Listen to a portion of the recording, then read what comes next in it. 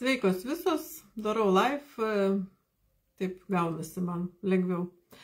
Kas prisijungsit, tas dabar pasižiūrėsit, galėsit paklausti kažkokius klausimus. Žodžiu, pagrindinė mintis šito video tai yra priminimas visom, kas pradeda, kas nori kartu su grupe startuoti rytoj organizmo valymo programą Kolovados 14 dienų, tai startuojam rytoj, o kas esat jau įpusėję ar kažkokioj tai eigoje esat, tai irgi toks priminimas galbūt ir kažkokių gal naujų įžvalgų kažką pasakysiu. Tai pagrindinė rekomendacija yra tom, kurios pradedat, tai padarykit nuotrauką šiandien arba rytoj iš ryto prieš su rūbais, tiesiog pasižiūrėti bendrą, galit kūno nuotrauką pasidaryti, žodžiu, viso ūgio nuotrauką, veido nuotrauką, pasižiūrėti pačios dėl savęs, kaip pasikeitė jūsų galbūt veido odos spalva ar visa laikysena, tiesiog matysit, kaip skiriasi. Su tais pačiais rūbais galit pasidaryti prieš organizmo valymo programą ir po. Tuoj pažiūrėsiu, aš gal čia, nes ryšys nėra geras. Ar kas, aš matau, kad kažkas esat prisijungę, parašykit, ar yra su garsu gerai viskas ir su vaizdu. Aš perėjau į kitą internetą dabar.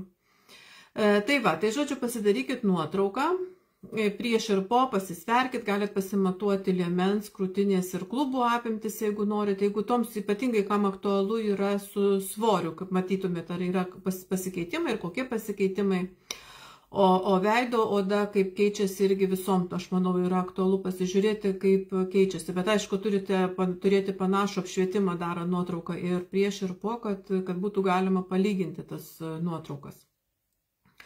Nuo rytojaus, kas pradedat, kas startuojat, valgot tik tai daržovės šutintos, troškintos, vokė gali būti, bet irgi ne per daug riebalų, ne per daug kepinta, kad kuo mažiau būtų keptų produktų, kad būtų troškinta. Ir košės įvairiausios, aišku, ne manų, ne perlinės, bet visos kitos košės, sorų košė yra labai gerai, apskritai sorų košė, soros yra labai geros ir turi daug medžiagų, tai galit įsigyti, jeigu neturit, žodžiu, ir valgyti košės, aišku, su vandeniu, ne su pienu gamintas. Išimat visus gyvulinės kilmės produktus, visose formose, tiek raugintos, tiek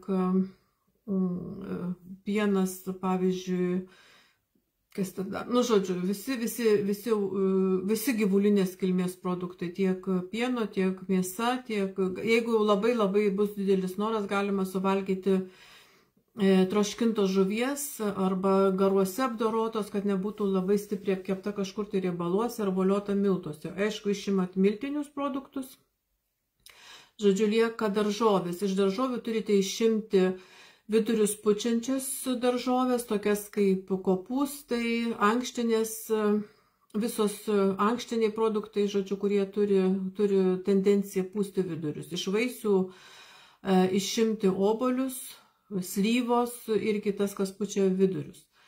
Ir žodžiu, valgot, žodžiu, kaitaliojat, kiaušiniai irgi turi būti išimti. Tai, na, žodžiu, supratot, jokios gyvulinės kilmės produktų, viskas, kas turi gyvulinę kilmę, viską išimat.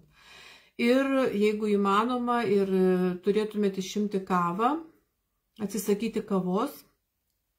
Jeigu labai sunku, galite gerti alternatyvę kavą ir šiaip tikrai galite gerti ir gilių kavą, ir pienių šaknų, kilpienių šaknų, lubinų, cikorijos, kokios ten yra, tik tai jeigu jos yra be cukraus, nes cikorijos, man atrodo, dažnai būna įdėta cukraus į cikorijos kavą.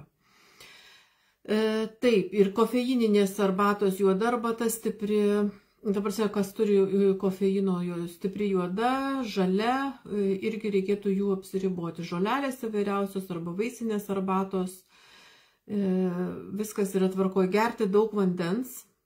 Būtinai gerti daug vandens. Iš pradžių gali būti, jeigu jūs neturite gero jausmo, troškulio jausmo, kuris yra galbūt nuėjęs į šoną ir jeigu per ilgą laikotarpį geriat per mažai vandens ir troškulys mažėja, tiesiog kūnas atpranta nuo vandens.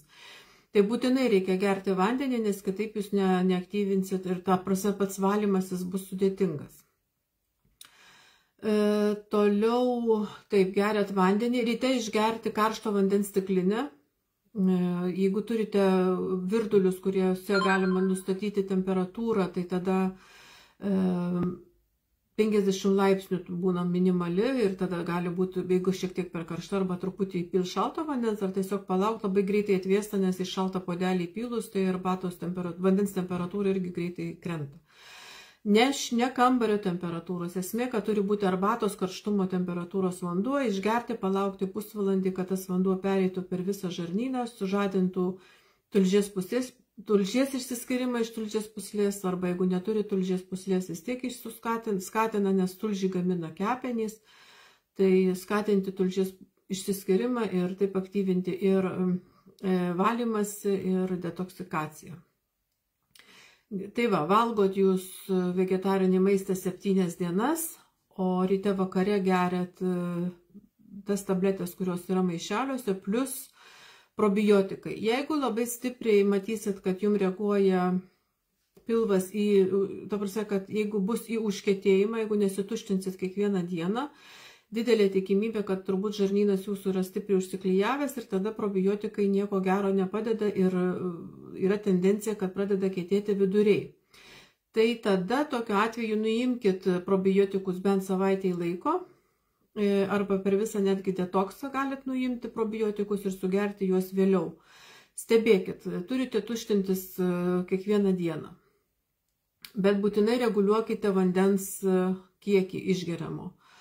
Masažuoti pilvą palei laikrodžio rodyklę, ties bambą ištrinti galima irgi palei laikrodžio rodyklę su ricinos aliejum, ten yra meridianiniai akupresūriniai taškai, kurie aktyvina irgi peristaltiką, tai vat irgi galite išmasažuoti ties bambą su ricinos aliejum. Ką dar galite? Klizmą pasidaryti galite, jeigu tikrai jausit, kad kietėja viduriai, arba net nebūtinai kietėja, tiesiog nevyksta peristaltika.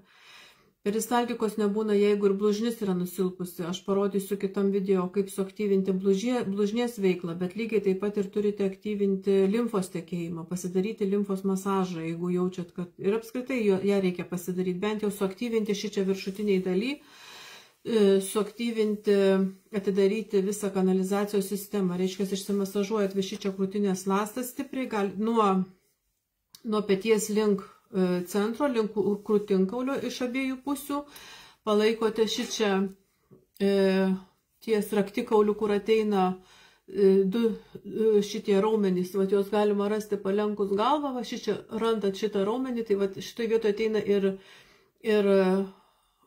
šičia yra 2 taškai, per kuriuos galim irgi atidaryti, negalim, o reikia atidaryti limfos kanalas. Žodžiu, visas atsidarys galvos visą limfą ir galite išsimasažuoti pažastis, irgi išsimasažuojat pažastis ir braukiat visą laiką nuo pažastų į centrą, į krūtinkaulį, čia į centrą, taip. Tai va, čia yra pagrindinis limfos atidarimas, bent jau čia.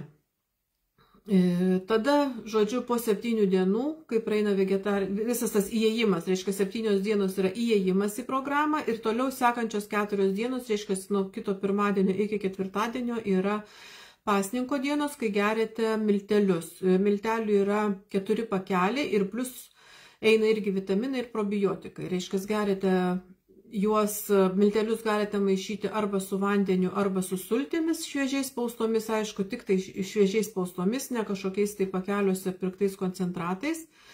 Aš gerdavau su apelsinų sultimis, vien tai, kad duoda daugiau energijos ir jeigu yra sunku pasninkauti, tai apelsinų sultis šiek tiek suteikia to tokio, šiek tiek energiją pakelia.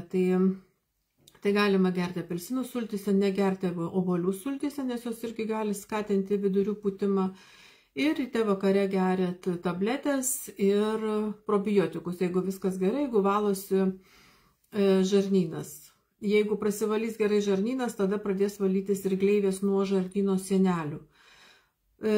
Kas jau baigė šitą programą, tai labai yra rekomenduojamas 3 kartų pakartojimas kas 2 mėnesį. Reiškia, 1 mėnesį Colovada, 2 mėnesį Nutripak. Tai yra visų vitaminų ir mineralų reikalingų organizmų rinkinys mėnesiui. Ir vėl Colovada Nutripak ir Colovada Nutripak. Reiškia, pusei metų išeina programa. toks pirmas geras, labai sustiprintas valymasis, nes per vieną kartą neina išvalyti, jeigu iš viso seniai arba niekad nėra valyta, ir jeigu nebuvo valyta sistemingai, tik tai kartas nuo karto kažkokiom tai žolelėm ar kažkom tai po to toks sistemingas, jeigu nebuvo darytas valymas, tai labai gerai rekomenduojama yra 3 kartus kas 2 mėnesį kolavadą. Ir jeigu nutripako neina įsigyti, tiesiog finansiškai yra per brangu, tai bent jau, kad būtų omega 3, kad būtų magnis ir kad būtų lecitinas, kaip minimum šitie būtų produktai. Aš esu surašius irgi grupiai, pasižiūrėkite, kokie yra rekomenduojami tame tarpe tarp kolavadų, kokie vitaminai, bent jau minimaliai. O tada jau, kai praeinat, pavyzdžiui, tą tokį tikrą, kas 2 mėnesį 3 kartus kolavadą, tada jau užtenka kas 3-4 mėnesius apskritai metų bėgį, reiškia išeina 2 maždaug kartus per metus, 2-3 kartus tiesiog palaikymui, kad pravalyti ir kad nesikištų daugiau ir nesikimštų. Yra kam labai tendencija yra į užkietėjimą vidurių su pirmuoju kartu kolavados, tai tiesiog tai rodo, kad žarnynas stipriai yra užsikišęs ir nereikia dėl to kažko bijoti ir pergyventi ir galvoti, kad programa netinka, bet tiesiog reikia vėlgi po mėnesio pakartoti ir leisti organizmui po truputėlį valytis. Taip kaip ne per vieną dieną mes jį užkišom, taip ne per vieną dieną jisai ir atsikrapštys. Tai va, tai po to po 4 dienų vėl dar yra 3 dienos išėjimas iš pasninko, tada vėl geriam ryte vakare vitaminai, tos medžiagos, tabletės, kurios yra pakeliuose ir plus probiotikai ir valgom vėl toliau tą patį, ką valgėm pirmas 7 dienas, žodžiu, tą vegetarinę mitybą. Paprasta, minimaliai, truputį sumažinti irgi neužmiršti druskos, kad per daug, kad irgi nekauptų vandens organizmas, bet visiškai atsisakyti aš nerekomenduočiau. Tai va, tai tokie yra patarimai, kas startuoja sėkmės. Jeigu bus bet kokių klausimų ar kažką, tai ir nenorite klausti grupėje, po komentaruose man rašykite asmeninę žinutę, o aš vėliau paskui atsakau grupėje, jeigu tai yra tikrai bendrai daugam reikalinga šitą informaciją, kad visi kiti irgi pasinaudotų tuo atsakymu, kas galbūt kiti pagalvojo, bet nepaklausė, ar nepagalvojo paklausti. Tai va, klauskit, komentuokit, dalinkitės ir aš žinosiu, kaip jums einasi, tada žinosiu, kas jums aktualu ir nuo to priklausys, kokią medžiagą aš įdėsiu. Įdėsiu kelias zonas su pėdose esančiomis zonomis, tai yra įdėsiu kelis patarimus su pėdose esančiomis zonomis, ką suaktyvinti, kad palengvinti arba padaryti efektyvesnį valymąsi. Gerai, klausimų dabar nėra, aišku, čia buvo netikėtas toks neplanuotas įrašas, tai ką, sėkmės jums, rašykite ir po šito video, jeigu turit kažkokių klausimų ir susirašysim būtinai ir palaikau aš jūs visaip kaip ir ką valomės tada. Nu, iki.